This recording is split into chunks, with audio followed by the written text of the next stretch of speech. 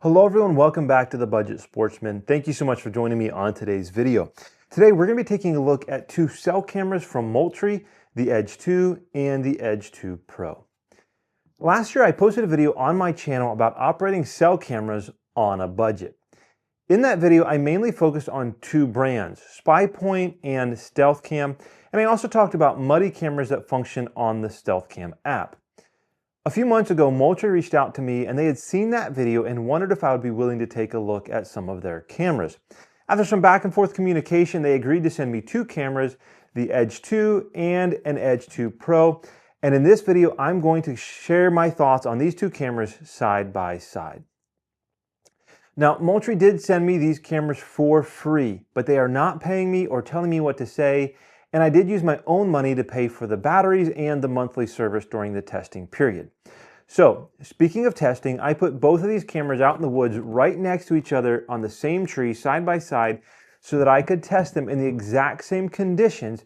And today we're going to talk about some of the differences that I noticed. First up, let's talk about the price of these two cameras. The Edge 2 is currently listed on Moultrie's website for $79.99, and the Pro version is listed for $139.99. Of course, as the budget sportsman, I have to tell you that with a little bit of patience, you can wait for a sale or maybe check some different websites, and you can probably pick up these cameras for a little bit less money. However, when it comes to cell cameras on a budget, I am personally just as concerned about the cost of the monthly service as I am about the initial purchase price of the camera itself. The cheapest plan that Moultrie offers for either of these cameras is $9.99 per month, but they also offer a slight discount if you pay for an entire year all at one time. The $10 plan allows for 1,000 images and 10 videos per month. They also offer an unlimited plan for $16.99 per month, as well as a Pro plan where you pay $34.99 for the first camera every month and then $7.99 for each additional camera on your account. This only really benefits you if you have at least 4 or more cameras on your account. Now, it can be really difficult to fairly compare the cost of plans across different brands because each brand has a different number of images, features, or discounts that they have based upon the number of cameras or how you pay. But for this video, suffice it to say that Moultrie's base plan is going to cost you more money every month than the base plans of some of the other brands that I've used in the past. However, they do offer more images per month than some of those other plans. So the price is in the same ballpark depending on how you look at it. If you don't need more images and the cost is the most important factor to you, then another brand may be the more budget-friendly option. Next up, let's talk about a few things that these cameras share in common. From the outside, both cameras look nearly identical with only a slight difference in color. In fact, I have a really hard time telling these two cameras apart without opening the door, where they do appear slightly different inside, or reading the very fine text on the back of the camera where it actually says Pro. Now, one feature that I really appreciate about both of these cameras is the antenna. It isn't removable, but it folds up really nicely beside the camera and is about the same length as the camera body.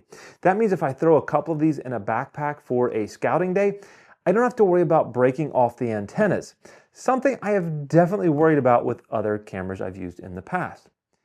I found the setup process for both cameras to be really simple, and I appreciated the way I could set up the cameras at home and then hit the deploy button in the app once I was in the woods and ready for that final activation.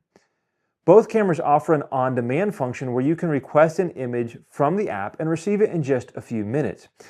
This is absolutely perfect for checking if your camera is still working. Maybe you haven't gotten images in a few days and you're worried about your camera working. You can hit that on-demand function and it will tell you if that camera is still working, functioning, and able to send pictures. Of course, a number of other applications you could use that for as well. Both cameras have built-in memory, and so there's no SD card required. I find it really handy to have one less thing to worry about, but it does mean that I can't go get the SD card from the camera to view the images on my computer. Now, don't get me wrong, you can still log into your Moultrie account from your computer and see all your images on your camera. However, you will still only be seeing the low-resolution images unless you've already requested the high-res images, and it's also much more difficult to actually save those images for long-term use as opposed to using an SD card. There's certainly pros and cons of both ways. Speaking of high-res images, I noticed that the quality of images sent to the app from both cameras wasn't really that great. I did all of my testing in the winter months when the bucks have already lost their antlers, but I'm guessing identifying the number of points on a buck that is any distance from the camera is going to be a challenge. On the other hand, once I requested to download the high-res image, I was much more pleased with the results. I couldn't find any information about how many high-res image requests I could send in 1 month, but I did find out that you can only request 5 high-res images at any given time. Once the app has processed that request and downloaded those images at the next communication, then you can request 5 more. Now let's talk about a few of the differences between these two cameras. The Edge 2 has a 36 megapixel camera, while the Pro version has a 40 megapixel camera. The reality is that I didn't really notice a difference in image quality, but I did notice a slight difference in the color and contrast of the two images.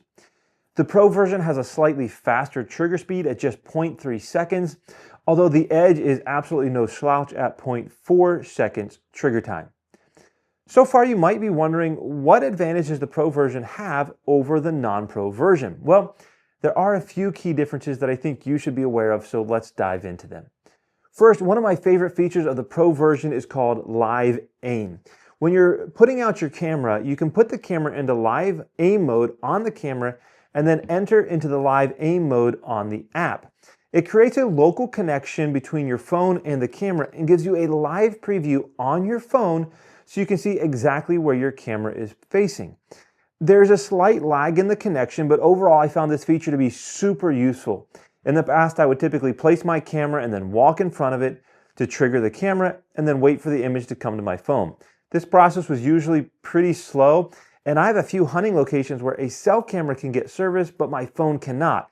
This meant I would pretty much just set out my camera and hope for the best. The Live Aim feature helped me to quickly verify the view of my camera and be confident of my setup. Next, the Pro version has no glow flash for nighttime images, while the non-Pro version simply has a low glow flash. The Pro version also has built-in GPS that can pinpoint the location of your camera on a map. This is absolutely perfect for keeping track of all of your cameras if you have multiple, and it also is going to provide the location of your camera in the event that it was ever stolen. Finally, the Pro version also has a feature called Moultrie Mobile AI. It is advertised to reduce false triggers, extend battery life, and allow you to fine-tune what your camera captures. My experience with this feature honestly was not great. In the AI settings on the Pro camera, I chose to receive only buck, doe, and human activity pictures to reduce the number of pictures I might get from smaller animals. Unfortunately, with both cameras side by side, I noticed that I was often getting deer pictures from the non-Pro version, but not getting those same events on the Pro version. Eventually, I removed the AI filters, and after that, it seemed that both cameras were capturing the same events. Without both cameras running at the same location side by side, I would never have realized that I was actually missing deer pictures on the Pro version. If you do choose to purchase the Pro version, I would highly recommend not using the mobile AI. Finally, there is a huge con to both of these cameras that I want to point out, and that is the battery and battery life. These cameras have a tray that can hold up to 16 batteries. All of my other cell cameras only take 8. I was shocked to realize that these cameras take 16. Now, the bright side of this is that the cameras will actually run with only 8, and that's exactly how I ran it during my testing. You can see there's 8 on the front and the back is empty. Unfortunately, with 8 batteries in the cameras, I found the battery life to be absolutely disappointing. On this non-Pro version, I had received just 53 photos before receiving my first low battery warning. The camera captured 98 photos before the batteries were completely dead. The Pro version did do a lot better, capturing 322 images before the batteries died, but even that is far less than other cameras that I run that only take 8 batteries. I will tell you, I'm using Amazon batteries. They're probably fairly cheap, but these are the same batteries I run in all my other cameras. Again, I ran these on instant transfer, so every time it got an image, it was sending it to me immediately, rather than maybe doing a daily transfer or a twice daily transfer. All those things add up to a good bit of battery consumption. It was also the winter months. But again, I had other cameras out running at the exact same time, taking way more photos before they ever ran out of battery. All right, so what are my final conclusions on the Moultrie Edge 2 and Edge 2 Pro? Well, like many things in life, it's kind of some pros and cons, and it's going to come down to your personal preferences and what you prioritize. I enjoyed using these cameras. It's probably a dumb little thing, but I really enjoy the way these antennas fold and everything's nice and neat. I'm not worried about putting it in a bag and breaking off the antenna. While there are pros and cons to using the built-in memory instead of an SD card, overall, I enjoyed that experience as well. I enjoyed the app. The app worked really well for me. The on-demand images worked really well. Downloading high-res images worked well for me. All of that worked really great. The experience of activating and deploying these cameras was really good. And overall, I enjoyed all of that. The cons for me, the biggest con was the battery life. The battery life for me and my experience was terrible. Now, if you ran these on 16 batteries, you may get better results. And if you ran them on lithium batteries, again, you may get better results. But for me and my testing, battery life was pretty bad. I was also a little bit disappointed that they didn't have a monthly plan that was a little bit cheaper. Some of the other plans that I typically use are $5 to $8 versus the $10 of this plan as well. Now, between the two cameras, again, it's going to be personal preference. What do you prioritize? There's very little difference, in my opinion, in image quality. So if that's the only thing you care about, then you probably want to just go with the cheaper option. However, the Edge 2 Pro does offer some really nice features in having that live aim mode. That was so nice and so handy. Also having features like GPS and the no-glow flash. It definitely does offer some better features, but there's really not a significant difference in image quality for the price difference. So with all of that said, I hope you enjoyed this video. I hope it helped you make an informed buying decision.